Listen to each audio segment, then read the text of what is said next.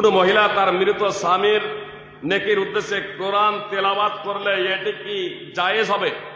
আল্লাহ বলছেন ওয়াল্লাইসা লিল ইনসানি ইল্লা মা সাআ, মানুষ যা চেষ্টা সাধনা করে তাই সে পায়। মাইয়েতের পক্ষ থেকে কি কি করা যাবে খুব সংক্ষেপে বলে দিই। আপনি দান খয়রাত করতে পারেন, ইমানদার যদি হয় মাইয়াত, খুব ভালোভাবে জেনে রাখেন, যে ব্যক্তি এই অবস্থায় মৃত্যুবরণ করেছে, যে আপনার নবী সাল্লাল্লাহু আলাইহি সাল্লাম বা ওয়ালিয়া আউলিয়া কে আলেমুল গায়েব বা তাদের কাছে ক্ষমা প্রার্থনা করেছে বিপদ আপদ থেকে উদ্ধারের জন্য, অথবা মূর্তির পাদদেশে মাথা ঢুকেছে, সব ধর্মকে সঠিক মনে করেছে, এই অবস্থায় যদি কারো মৃত্যুবরণ হয় তাহলে তার জন্য ক্ষমা প্রার্থনা করা বৈধ নয়। ইমানের অবস্থায় কেউ যদি মারা যায় তাহলে তার জন্য ক্ষমা প্রার্থনা করতে পারেন, তার জন্য দান খয়রাত করতে পারেন, কিন্তু তার জন্য কোরআন তেলাওয়াত করতে পারেন না, তার জন্য আপনি নামাজ পড়তে পারেন না, তার জন্য নফল আপনি রোজা রাখতে পারেন না। অবশ্য তার যদি রোজা যদি থাকে, তার যদি ফরজ রোজা যদি থাকে তাহলে সেটা আপনি করতে পারেন। অবশ্য আল্লামা নাসিরুদ্দিন আলবানী রাহিমাহুল্লাহ বলেছেন মানতের রোজা থাকলে সেটা উত্তরাধিকার করবে, আর ফরজ রোজা কাজা থাকলে তার ফিদিয়া প্রদান করবে। তবে অন্যান্য সৌদি ফতোয়া কমিটি তারা বলেছেন যে ফরজ রোজা থাকলেও উত্তরাধিকারীগণ তা আদায় করতে পারে, রোজা রাখতে পারে, কোনো সমস্যা নেই। সুপ্রিয় ভাই এবং বোন, ফল কথা আপনি দোয়া করতে পারেন মাইয়াতের জন্য, যদি মাইয়াত যদি ইমানদার যদি হয় তাদের নামে দান খয়রাত করতে পারেন, তাদের জন্য আপনি হজ যদি না যদি করে থাকে, হজ ফরজ হয়ে গেছে, হজ করতে পারেন, উমরা করতে পারেন, হজ এবং উমরা তাদের জন্য করতে পারেন। আর দান খয়রাত এই কয়েকটি 4-5টি জিনিস মাইয়াতের জন্য আপনারা করতে পারেন। কোরআন আপনি তেলাওয়াত করতে পারেন না, তাহলে কোরআন কিনে আপনি মসজিদে দিতে পারেন, মাদ্রাসায় দিতে পারেন, কোন অনাথ ইয়াতীমকে আপনি দিতে পারেন। আহলে বাইত সম্পর্কে সহিহ হাদিসগুলোতে কিছু বলা আছে।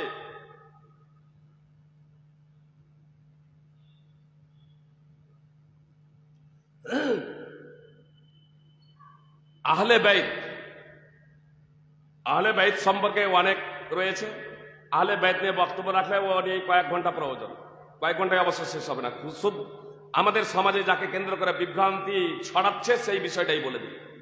মুহাম্মদ সাল্লাল্লাহু আলাইহি সাল্লাম বলেছেন আমার আহলে বাইত থেকে একজন ব্যক্তি যতক্ষণ না আরবের মালিক হবে ততক্ষণ পর্যন্ত কিয়ামত সংঘটিত হবে না। তার নাম হবে আমার নামে, তার পিতার নাম হবে আমার পিতার নাম, অর্থাৎ ইমাম মেহেদী আসবেন, তার নাম হবে আব্দুল্লাহ, তার পিতার নাম হবে মুহাম্মদ। সুনানে আবি দাউদ হাদিস নম্বর 4282।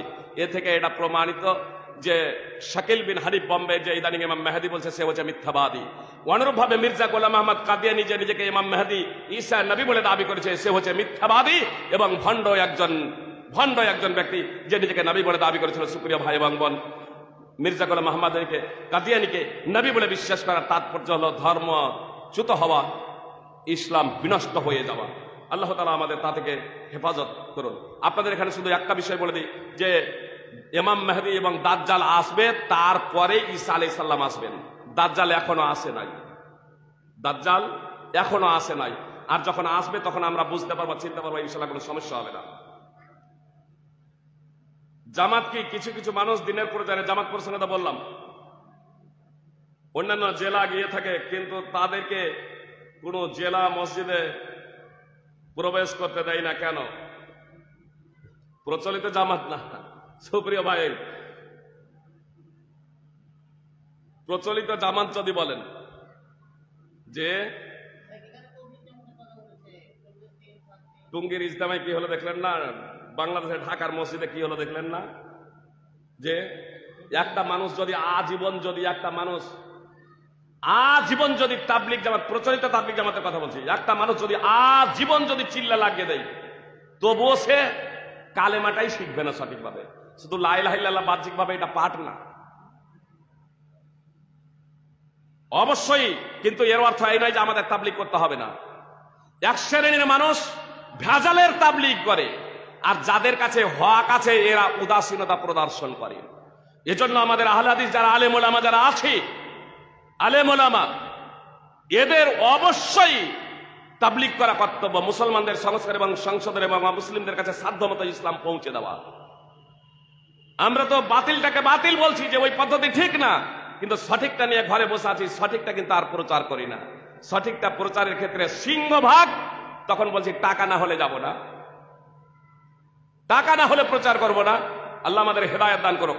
আমাদের দায়িত্ব কর্তব্য জনগণের কাছে এই সঠিক ইসলামটাকে তুলে ধরা।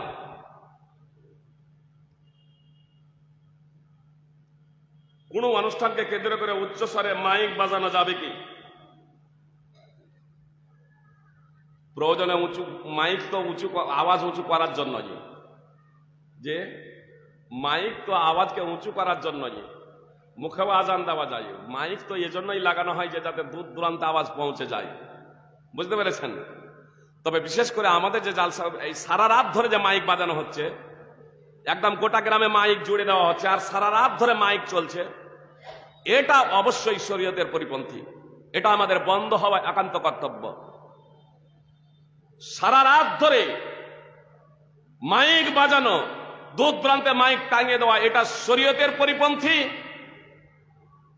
এবং মানুষের হক নষ্ট করা হচ্ছে। সুপ্রিয় ভাই এবং বোন, মানুষকে কষ্ট দেওয়া হচ্ছে,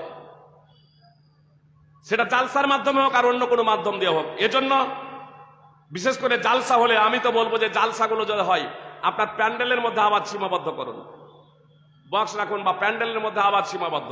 বড় ধরে এক একটু সাইডে গেলে কোনো সমস্যা নেই, কিন্তু আপনার দূর দূরান্ত থেকে বক্তব্যও শুনবে আর মাটি কাপ চায়ের কাপে চুমুকও দেবে, বক্তব্যও শুনবে আর স্ত্রীর সাথে গল্পও করবে, বক্তব্যও শুনবে আর বন্ধু বান্ধবের সাথে গল্পও করবে, বক্তব্য বুঝবে।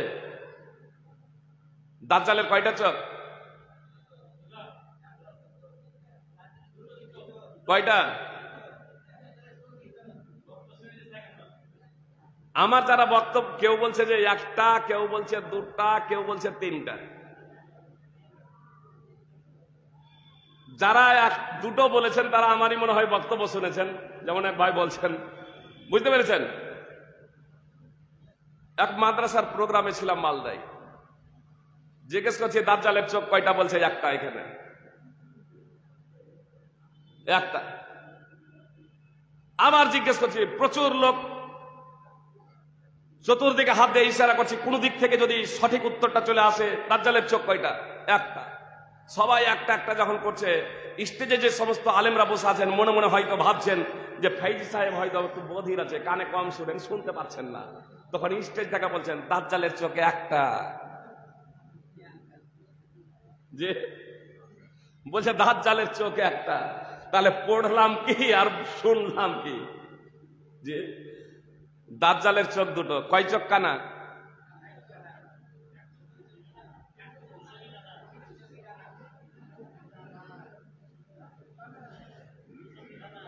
আমাদের মতভেদ যায় না, যে কানা কয় চোখ আমি জিজ্ঞেস করছি, টেরা টেরা জিজ্ঞেস করিনি। নিশ্চিত রূপে বলুন, যারা আমার বক্তব্য শুনেননি তারা পড়েছেন না শুনেছেন? আমি তো বললাম আমার বক্তব্য যারা শোনেননি। সুপ্রিয় ভাই এবং বোন, দাজ্জালের যে দুই চোখ কানা, এটাও আমরা অনেকেই অবগত নই। দাজ্জাল কানা, আসলে রাসূল সাল্লাল্লাহু আলাইহি সাল্লাম দাজ্জালের এবং ইমাম মেহেদীর এবং ঈসা আলাইহিস সালামের এমন ভাবে বৈশিষ্ট্য এবং গুণাবলী, গুণগুলো বর্ণনা করে দিয়েছেন, আকৃতি ধরন বর্ণনা করে দিয়েছেন, যে মানুষ যদি অবগত হয়ে যায় তাহলে বিভ্রান্তির শিকার হবে না, বিভ্রান্তির শিকার হবে না। শাকিল বিন হানিফ যে নিজেকে ইমাম মেহেদী বলে দাবি করছে, সঙ্গে সঙ্গে বলবে তুমি মিথ্যাবাদী। মির্জা গোলাম আহমদ কাদিয়ানী যে নিজেকে নবী বলে দাবি করলো, ঈসা বলে দাবি করলো ইমাম মেহেদী, মুসলমানদের সামনে যখনই বলতো তখন সঙ্গে সঙ্গে মুসলমানরা বলতো তুমি মিথ্যাবাদী। মুহাম্মদ সাল্লাল্লাহু আলাইহি সাল্লাম যা ভবিষ্যৎবাণী করেছেন তারই হচ্ছে তুমি একজন। কিন্তু আমরা বিভ্রান্ত হয়ে যাচ্ছি সঠিক বিষয় সম্পর্কে অবগত না হওয়ার কারণে। সুপ্রিয় ভাই এবং বোন, দুই চোখই কানা, ডান চোখ হবে আঙ্গুরের মতো ফোলা আর বাম চোখ হবে লেপা, তার উপরে থাকবে নখের মতো পুরু চামড়া। সময় নেই সেই প্রসঙ্গে আলোচনা করা। তো আমি বলছিলাম মাইক, আপনার এই যে শব্দ দূষণ হচ্ছে কি জন্য? এত দিল্লিতে আজকে 6খানা বিমান নামতে পারেনি।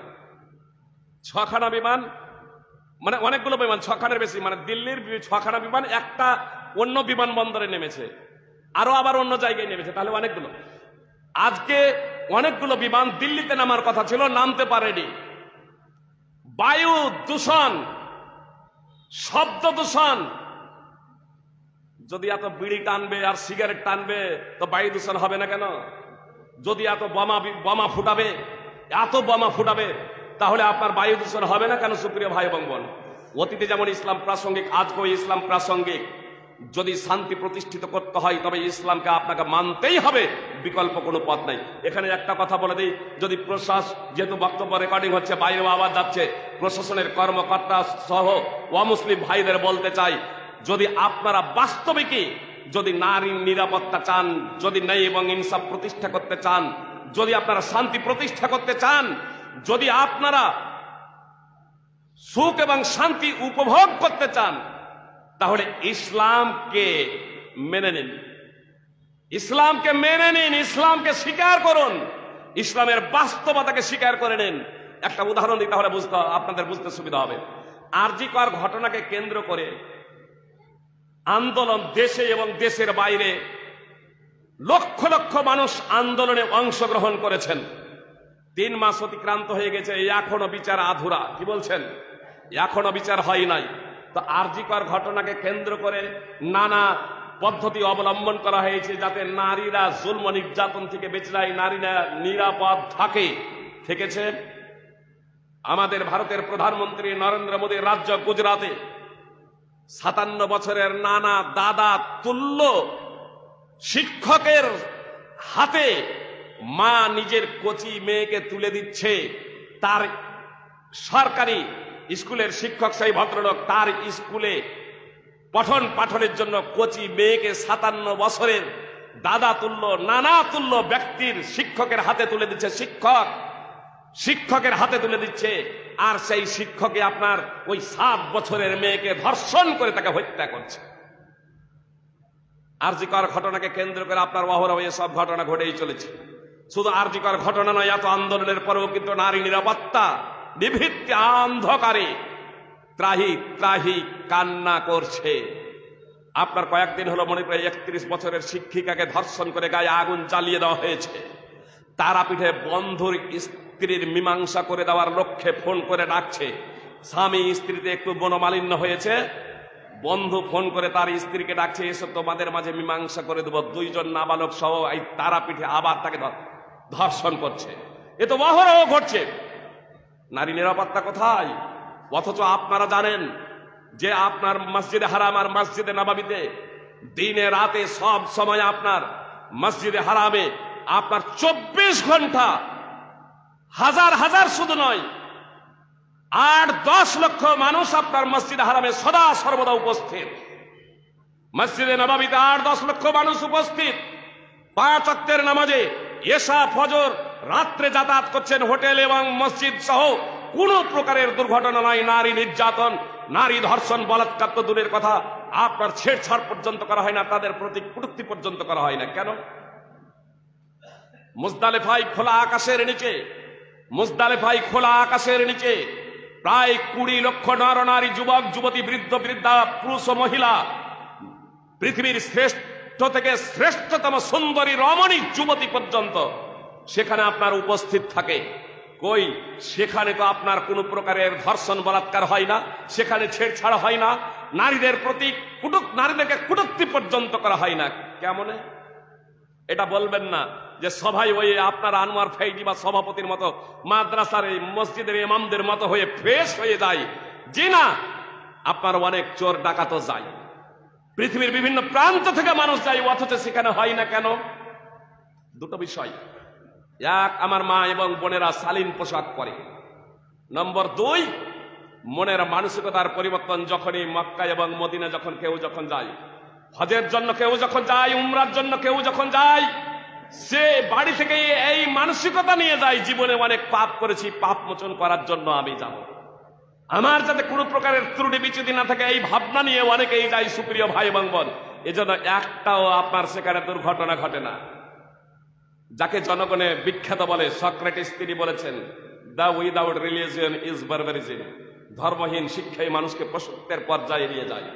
যে নারী নারী নিরাপত্তা বলে যারা আন্দোলন করছে, ন্যায় ইনসাফ প্রতিষ্ঠা করব বলে যারা আন্দোলন করছে, দিনে আন্দোলন আর রাত্রে একটু সুযোগ পেলে যে আবার ধর্ষণ। পত্রপত্রিকায় আপনারা দেখছেন না? কোথায়? আপনার ইসলাম ছাড়া বিকল্প কোনো পথ নেই সুপ্রিয় ভাই এবং বোন। আমি এই কথাটা আপনাদের এখানে নিয়ে চলে এলাম সুপ্রিয় ভাই এবং বোন। আমার মা এবং বোনেরা যারা আছেন, আপনারা যারা আছেন, বাস্তবিক যদি নারীদের, আমার মা বোনেদের সম্মান এবং সম্ভ্রম যদি চান, তাদের ইজ্জতের হেফাজত যদি চান, তাহলে অবশ্যই তাদেরকে শালীন পোশাক পরান, শালীন পোশাক পরান, নইলে সম্ভব নয়। তাদের ইজ্জত এবং সম্ভ্রম রক্ষা করা ভুলণ্ঠিত হবে, এটা স্বাভাবিক। একটা উদাহরণ দিয়ে বুঝতে আপনাদের সুবিধা হবে। টাইম নেই, সব প্রশ্নের উত্তর দেওয়া সম্ভব নয়। আমি শুধু একটা এখানে উদাহরণ দিয়ে দিই, বুঝতে আপনাদের সুবিধা হবে সুপ্রিয় ভাই এবং বোন। অবশ্য আপনারা চাইলে আমি প্রশ্নের উত্তর দেবো, কিন্তু আমাদের টাইম হয়ে গেছে আজানের। একটা শুধু উদাহরণ দিই, তাহলে বুঝতে সুবিধা হবে। আপনার লোহা এবং চুম্বক, লোহা এবং চুম্বক এই দুটোকে যদি পাশাপাশি রাখা হয়, একটু ডিস্টেন্সে, হালকা ডিস্টেন্সে, এত বড় একখান লোহা নেবেন আর একটা চুম্বক নেবেন, দিয়ে একটু ডিস্টেন্সে যদি পাশাপাশি রাখা হয়, তাহলে চুপ করে থাকবে? যে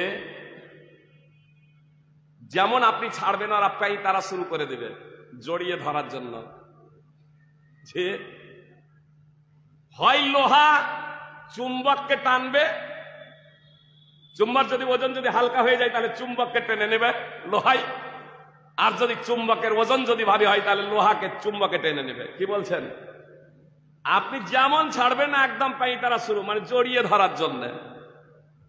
তাহলে কি করতে হবে? যদি ওখানে রাখতে হয় তাহলে মাঝে আপনাকে প্রাচীর দিতে হবে। যে স্রষ্টা পুরুষ এবং মহিলা, যুবক যুবতীকে তৈরি করেছেন উভয়ের মাঝে আকর্ষণ দিয়ে, চুম্বকত্ব দিয়ে, সেই মহান স্রষ্টা তার জন্য বিধান দিয়ে দিয়েছেন পৃথক। একান্ত প্রয়োজনে যদি এক জায়গায় হতেই হয়, যেমন আপনার বললাম মসজিদে নববী, মসজিদে হারাম, মুজদালেফার মাঠে প্রায় 20 লক্ষ, এখানে প্রায় 1000 মানুষ এরকম জালসা শুনতে এসেছে, বলছে দুইজনে লটাপটি। মন্দিরের সামনে বলছে মন্দিরে আপনার ঘন্টা বাজছে, পূজা অর্চনা চলছে, এই তো নদীতে এবার বলছে মেয়েকে ধর্ষণ করে হত্যা, কেরোসিন দিয়ে তাকে আগুন জ্বালিয়ে দেওয়া হয়েছে। এসব অবরোধ ঘটছে, অথচ আপনার বললাম প্রায় 20 লক্ষ মানুষ খোলা আকাশের নিচে, যে কোনো ছাদ নেই, কোনো রুমও নেই, কোনো ঘর নেই, খোলা আকাশের নিচে আপনার রাত্রি যাপন করে। যান আপনার একবার হজ করে আসেন, 9 যুলহিজ্জা দিন সূর্য অস্তমিত হয়ে যাওয়ার পরে আপনার রাত্রি খোলা আকাশের নিচে রাত্রি যাপন করে পুরুষ এবং মহিলা সব আপনার এক খোলা আকাশের নিচে একই ছাদের তলে তারা অবস্থান করছে। কোনো প্রকারের দুর্ঘটনা ঘটে না, কোনো প্রকারের দুর্ঘটনা ঘটে না। কেন? চুম্বক যদি পাশাপাশি রাখতেই হয় তাহলে কি করতে হবে জানেন? কি করবেন? এক প্রাচীর যদি রাখেন, আপনার পাশাপাশি যদি রাখতে হয়, প্রাচীর যদি লোহা এবং চুম্বকে রাখেন, তাতে গেলে এবার ধরবে।